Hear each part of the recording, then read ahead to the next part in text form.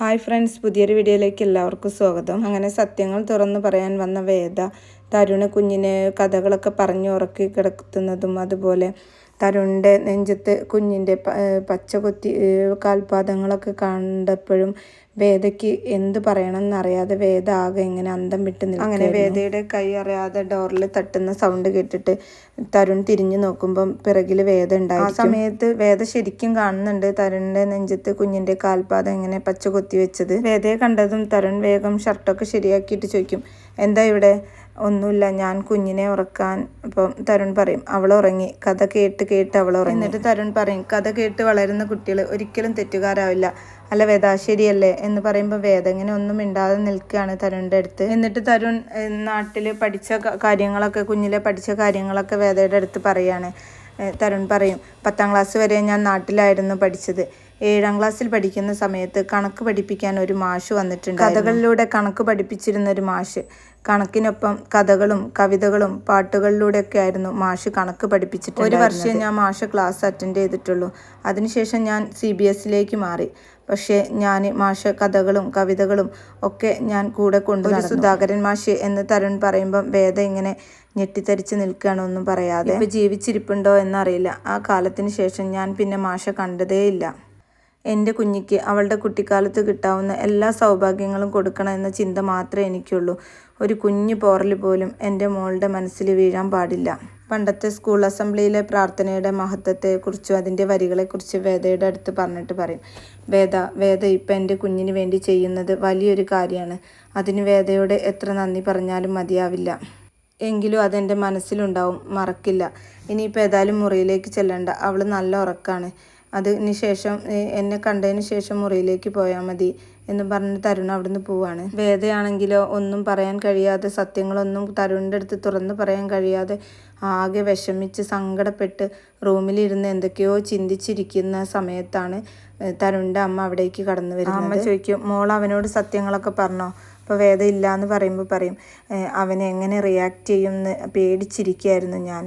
2 വിധത്തിലാണ് അവൻ്റെ സ്വഭാവം. ഒന്നുകിൽ അവൻ ഈ വീട് ഒന്നായിട്ട് കുലുങ്ങുന്ന രീതിയിൽ പൊട്ടിത്തെറിക്കും, അല്ലെങ്കിൽ ഒന്നും മിണ്ടാതെ ആരോടൊന്നും പ്രതികരിക്കാതെ അങ്ങനെ നിശബ്ദമായിട്ടിരിക്കും. രാധിക വരുന്നതിന് മുമ്പ് അവൻ്റെ ഈ 2 അവസ്ഥകളും ഞാൻ കണ്ടിട്ടുണ്ട്. കുഞ്ഞുമോളുടെ വിവരങ്ങൾ അറിയുമ്പം അവൻ എന്തായിരിക്കും പ്രതികരിക്കുക എന്ന പേടിയായിരുന്നു. ഭയന്ന് വിറച്ച ഞാൻ അവൻ്റെ മുറിയിലേക്ക് പോയത്. പക്ഷേ അവനൊന്നും സംഭവിക്കാത്തതുപോലെ കുഞ്ഞിനെയും നോക്കിയിരിക്കുന്നു. മോൾ എന്താ അവനോട് പറഞ്ഞത് എന്ന് ചോദിക്കുമ്പോൾ വേദ പറയും, എനിക്കൊന്നും പറയാൻ പറ്റിയില്ല അമ്മേ, എനിക്കൊന്നും പറയാൻ കഴിഞ്ഞില്ല. സ്വന്തം കുഞ്ഞാണെന്ന് പറഞ്ഞ് നെഞ്ചിലാണ് പച്ച കൊത്തി വെച്ചിരിക്കുന്നത്. കൂട്ടത്തിൽ അവൾ എങ്ങനെ വളരണം, എങ്ങനെ ജീവിക്കണം എന്നതിനെക്കുറിച്ചിട്ടുള്ള സ്വപ്നം പറയാനായില്ല എനിക്ക് എന്ന് പറഞ്ഞ് വേദ കരയുമ്പോൾ ആ അമ്മ വേദയെ ചേർത്ത് നിർത്തിയിട്ട് പറയും, നമുക്ക് പറയാം മോളെ, അല്പം കൂടെ കാത്തിരിക്കുക, നീയൊന്ന് ക്ഷമിക്കുക. പിന്നീട് കാണിക്കുന്നത് വേദ പ്രസവിച്ച ഹോസ്പിറ്റലാണ്. അവിടെ ആ ഗുണ്ടകളൊന്നും പോയിട്ടില്ല. വേദയെ അന്വേഷിച്ചുകൊണ്ട് അവിടേക്ക് തെരഞ്ഞു നടക്കുക. ആ സമയത്ത് തന്നെയാണ് വേദയും തരുണിൻ്റെ അമ്മയും കൂടെ കുഞ്ഞിനെ ചെക്കപ്പിന് വേണ്ടിയിട്ട് കൊണ്ടുവന്നത്. അന്നേരം ഡോക്ടർ ചോദിക്കുന്നുണ്ട്, സത്യങ്ങൾ ഇതുവരെ തരുണിൻ്റെ അടുത്ത് തുറന്ന് പറഞ്ഞിട്ടില്ല അല്ലേ? ഇനി എന്തെങ്കിലും ഒരിക്കൽ തരുൺ ഈ സത്യങ്ങളൊക്കെ അറിയുമ്പോൾ എന്തായിരിക്കും ഇതിൻ്റെ ഭവിഷ്യത്ത് എന്ന് നിങ്ങൾ 2 പേരും ചിന്തിച്ചിട്ടുണ്ട്? കണക്കിന് പോയാൽ കുട്ടിയുടെ പേരിൽ തരുൺ പല നിബന്ധനകളും നിയന്ത്രണങ്ങളൊക്കെ കൊണ്ടുവരാൻ സാധ്യതയുണ്ട്. ഇതൊക്കെ വേദയ്ക്ക് താങ്ങാനും പറ്റുമോ?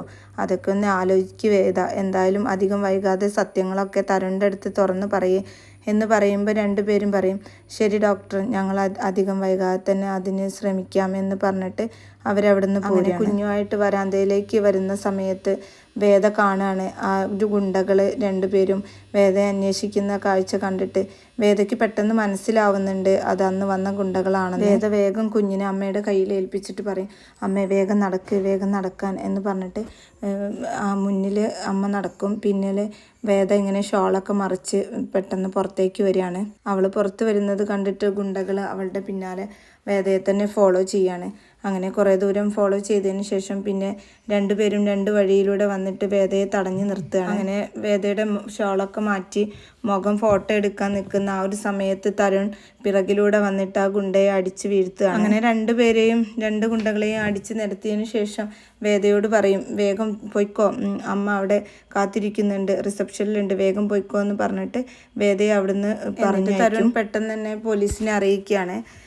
2 കുറ്റവാളികൾ ഇവിടെ ഹോസ്പിറ്റലിലുണ്ട്, വേഗം വരണം എന്ന് പറഞ്ഞിട്ട് പോലീസിനെ വിളിച്ചു വരുത്തുകയാണ്. അപ്പോഴേക്കും വേഗം അമ്മയുടെ അടുത്ത് എത്തിയിട്ടുണ്ടായിരിക്കും.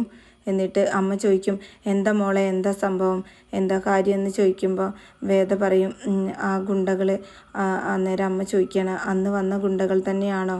ഇവരുടെ അടുത്തു നിന്നൊക്കെ ഈ കുഞ്ഞിനെ പ്രൊട്ടക്റ്റ് ചെയ്ത് എങ്ങനെ മോള് ഈ കുഞ്ഞിനെ വളർത്തും, ഇങ്ങനെയൊക്കെ ആണെങ്കിൽ എങ്ങനെ മോള് ജീവിക്കും എന്നൊക്കെ ചോദിക്കുമ്പോൾ വേദ കരഞ്ഞുകൊണ്ട് അറിയില്ല അമ്മേ എന്ന് പറഞ്ഞ് നിൽക്കുന്ന സമയത്തായിരിക്കും തരുൺ അവരുടെ അടുത്തേക്ക് വരുന്നത്. പിന്നീട് കാണിക്കുന്നത് ഒരു ക്ഷേത്രമാണ്. ക്ഷേത്രത്തിൻ്റെ ഉള്ളിൽ തരുണും വേദയും തരുണിൻ്റെ അമ്മയും കൂടെ കുഞ്ഞിനെയും കൊണ്ട് വന്നിട്ടുണ്ടായി. നേരം തൊഴുതിറങ്ങുന്ന സമയത്ത് തരുണിൻ്റെ അമ്മ ചോദിക്കും, മോനെ, അന്ന് രാധികമോളുള്ള സമയത്ത് ആക്രമിക്കാൻ വന്ന ഗുണ്ടകൾ തന്നെയാണോ ഇപ്പോഴും വന്നത്? ഇത് വേദയെ തിരഞ്ഞു വന്നതാണ്. വേദ നമ്മുടെ കൂടെ നിൽക്കുന്നിടത്തോളം കാലം എൻ്റെ കുഞ്ഞിന് അതൊരു ഭീഷണിയാണ്. ഇനിയും എൻ്റെ കുഞ്ഞിന് ഇങ്ങനെ ഭീഷണി ഉണ്ടാക്കുന്ന അതുകൊണ്ട് തന്നെ ഇവളെ ഇനി കൂടെ കൂട്ടണം. തരുൺ വേദയോട് പറയും, തന്നെ കണ്ടപ്പോൾ മുതൽ എനിക്ക് തോന്നിയതാണ് എന്തൊക്കെയോ പന്തികേടുണ്ടെന്ന്. ഞാനിതുവരെ തൻ്റെ അടുത്ത് ഒന്നും ചോദിച്ചിട്ടില്ല. ഇനി എന്തെങ്കിലും പ്രശ്നം ഉണ്ടാവുമോ എന്നൊക്കെ ചോദിക്കുമ്പോൾ തരുണിൻ്റെ അമ്മ തരുണിനെ കുറച്ച് വിളിച്ചു കൊണ്ടുപോയിട്ട് പറയും, മോനിങ്ങ് വന്നേ, ഒരു കാര്യം പറയട്ടെ എന്ന് പറഞ്ഞിട്ട് തരുണിനോട് പറയും, ആരോരും ഇല്ലാത്ത കുട്ടിയല്ലേ, അവളെ നമ്മൾ ഇങ്ങനെ ഉപേക്ഷിക്കാൻ പാടുണ്ടോ? നമ്മൾ വേണ്ടേ അവളെ പ്രൊട്ടക്റ്റ് ചെയ്യാൻ? ഇങ്ങനെയൊന്നും ആയിരുന്നില്ലല്ലോ തരുൺ, നിനക്കെന്താ, എന്ത് പറ്റി എന്നൊക്കെ ചോദിക്കുമ്പോൾ തരുൺ പറയും, രാധിക മരിച്ചതിന് ശേഷം ഞാൻ ഇങ്ങനെയാണ് അമ്മേ, എൻ്റെ പഴയ സ്വഭാവം കൊണ്ടാണ് എനിക്ക് രാധികയെ പോലും നഷ്ടപ്പെട്ടത്. ഇനി എൻ്റെ കുഞ്ഞിനെ കൂടെ നഷ്ടപ്പെടുത്താൻ എനിക്ക് വയ്യ. നേരം അമ്മ പറയും, നമ്മളിപ്പോൾ ദൈവത്തിൻ്റെ മുന്നിലാണ് നിൽക്കുന്നത്, ആശ്രയമായി വരുന്നവർക്ക് അഭയം കൊടുക്കണമെന്നാണ് ദൈവം പറഞ്ഞിട്ടുള്ളത്. അതുകൊണ്ട് നമ്മൾ ആ കുഞ്ഞിനെ കൂടെ കൂട്ടാം മോനെ, നമ്മളെ അല്ലാതെ അവൾക്ക് മറ്റാരാ ഉള്ളത്? നമ്മളുടെ അടുത്തായാൽ അവൾക്കൊരു ആപത്തും വരില്ല എന്ന് പറയുമ്പം ശരി എന്നും പറഞ്ഞിട്ട് വേദയുടെ അടുത്തേക്ക് വരും. എന്നിട്ട് തരുൺ പറയും, തൽക്കാലം ഞാൻ തൻ്റെ അടുത്ത് ഒന്നും ചോദിക്കുന്നില്ല, എന്തായാലും ഇനി ഇങ്ങനെയൊന്നും ഉണ്ടാവരുത് എന്നൊക്കെ പറയുന്നത് കേട്ടിട്ട് വേദ ഇങ്ങനെ നിൽക്കുന്ന ആ ഒരു സീനോട് കൂടിയിട്ടാണ് ഈ ഒരു എപ്പിസോഡ് അവസാനിക്കുന്നത്.